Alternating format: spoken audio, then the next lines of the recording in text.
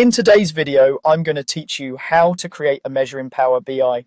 We'll walk through the essentials so you can confidently create a calculation and understand what it's doing behind the scenes. Start by opening your Power BI desktop app on your computer. Head into one of your existing reports so you're working in a familiar context. Before you go any further, make sure you already have a data table loaded into the model. Measures operate on your data, so if there's nothing loaded yet, you'll want to have at least one table available to work with. Now look over to the right side of the screen for the fields pane. This is the list of all the tables and columns in your report. Choose the table where you want the measure to live.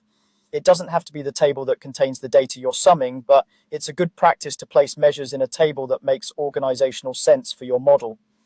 With the table selected, you can create the measure in one of two simple ways.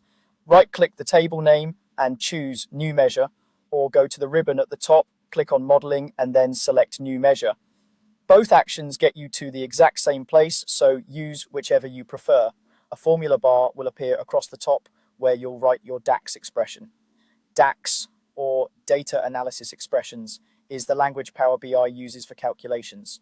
Measures return a single value that dynamically responds to filters and slices in your report, making them ideal for totals, averages, and KPIs. Let's write a straightforward example.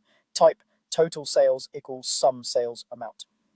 This formula tells Power BI to add up every value in the amount column of the sales table. If your column or table names differ, just update the names in the brackets to match your model.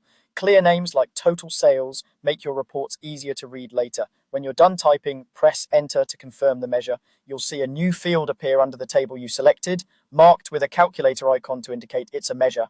From here, it's ready to be used anywhere in your report. Because it's a measure, it will automatically respect any filters, slices, or visuals you've applied, so the total will always reflect the current context.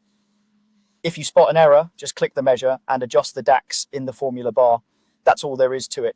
You opened your report, chose the right spot, created a new measure, wrote the DAX, and pressed enter. Thanks for watching.